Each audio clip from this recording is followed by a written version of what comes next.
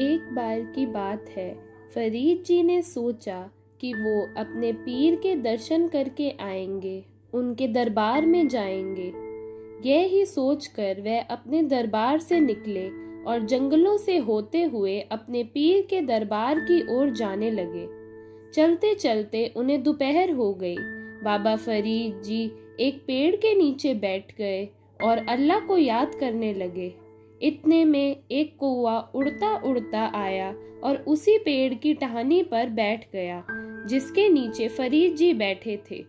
वो कौवा आकर शोर मचाने लग गया। एक बार बाबा फरीद जी ने उसे देखा और शोर मचा रहा था। दूसरी बार उन्होंने फिर देखा, वो अभी भी शोर मचा रहा था।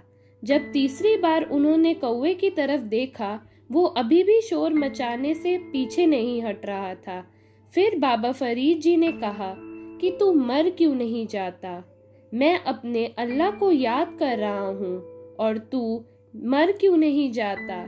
बाबा फरीद जी ने इतना ही कहा और वो कौवा तड़फता तड़फता उस टहनी से गिरा और फरीद जी की आंखों के सामने ही उसने दम तोड़ दिया। बाबा फरीद जी अपने पीर को याद करते रहे और जब इबादत पूरी हुई तो उनकी नज़र उस कौवे पर गई और वो सोचने लगे कि फरीद, तूने ये बिल्कुल अच्छा नहीं किया। तू अपनी जुबान से अपने पीर को याद कर रहा था और वो कौवा अपनी जुबान से अपने पीर को याद कर रहा था। हम दोनों ही अपनी अपनी जुबान से अपने पीर को याद कर रहे थे। फरीद, तूने ये बिल्कुल गलत किया। फरीद जी को अपनी गलती का एहसास हुआ तो उनके हाथ में जो तस्बीह थी वो पकड़ के उन्होंने उस कौवे की घुमाई, अपने पीर को याद किया और कहा, अल्लाह के हुक्म से तू जिंदा हो जा। इतना ही कहना था कि देखते ही देखते बाबा फरीद जी के हुक्म से, अल्लाह पाक के हुक्म से वो जिंदा हो गया और उड़कर उसी टहनी पर जाकर बैठ गया। उस कौवे को जिंदा करके फरीद जी उस जंगल में से चलने लगे। बाबा फरीद जी ने झांसी जाना था। झांसी वहां से 150 किलोमीटर दूर था। बाबा फरीद जी ने अपने मुर्शिद को याद करते हुए चलते रहे। धीरे धीरे वो झांसी पहुंचे। झांसी पहुंचते पहुंचते फरीद जी को बहुत प्यास लगी और उन्होंने पानी पीने के बारे में सोचा। उस शहर में बाहर एक कुआं था और उस समय वहां यह रिवाज बना हुआ था कि जो कोई काफिर उस कुएं के थोड़ा सा पीछे होके खड़ा होगा तो लोग समझ लेते थे कि वो मुसाफिर है, उसको प्यास लगी हुई है और बिना कुछ कहे उसे पानी पिला देते थे। वहां से चाहे औरत पानी भरती हो या मर्द, दोनों ही पानी पिला सकते थे। बाबा फरीद जी को भी इस बात का पता था तो वो भी कुएं से थोड़ा दूर होकर खड़े हो गए। वहां की औरतें पानी भरने आ जा रही थी पर फरीद जी को किसी ने भी पानी नहीं पूछा।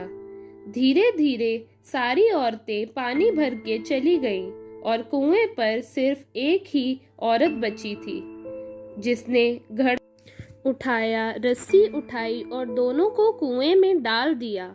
उधर बाबा फरीद जी सोच रहे थे कि अगर मैंने इस औरत से पानी ना मांगा तो ये भी बिना पानी पिलाए चली जाएगी। इससे अच्छा है कि मैं अपने आप ही इससे पानी मांग लूं। उन्होंने सोचा कि अगर मैंने पानी ना मांगा तो वो घड़ा और रस्सी भी ले जाएगी, फिर मैं इस कुएं से पानी कैसे निकालूंगा। फरीद, तू बोल, अपनी प्यास का इजहार कर इस औरत के सामने। बाबा फरीद जी अभी सोच ही रहे थे कि उस औरत ने रस्सी अपने पैरों से दबाई और कहने लगी, फरीद, कितनी औरतें पानी लेके चली गईं पर तुझे किसी ने पानी नहीं पिलाया, पर मैं तुम्हें बिना पानी पिलाए यहाँ से नहीं जाऊंगी। सब्र करो सब्र, कहीं मेरे साथ वो मत कर देना जो तुमने जंगल में उस कौवे के साथ किया। उस औरत के मुंह से इतनी बात सुनकर फरीद जी हैरान हो गए और सोचने लगे, कहाँ वो जंगल, कहाँ ये 150 किलोमीटर दूर जगह, ना मैं इसको जानता हूँ, ना ये मुझे जानती है, ना ही मैं पहले कभी इससे मिला। इस औरत को मेरा नाम कैसे पता लगा? किसने इसको बताया कि यहाँ बहुत दूर जंगल में मेरा और कौवे का कोई वाक्य भी हुआ था? बाबा फरीद जी की सारी प्यास दूर हो गई। बाबा फरीद जी उस औरत को कहने लगे, पानी तो दूर की बात, अब मेरी प्यास दूर हो गई है। तू मुझे यह बता, तुझे मेरा नाम कहाँ से पता लगा? किसने तुझे जंगल का वाक्य बताया? वो औरत अल्लाह की प्यारी थी, फातिमा की कनीज थी, अल्लाह की नेक बंदी थी। और वो कहने लगी, तेरा वो जंगल वाला वाक्य मैंने घर बैठी ने ही देख लिया था, और तेरा नाम मुझे यहाँ पानी भरते हुए ही पता लगा था। मुझे अल्लाह पाक की ताकतों की वजह से ही यहाँ बैठे सब पता लग गया था।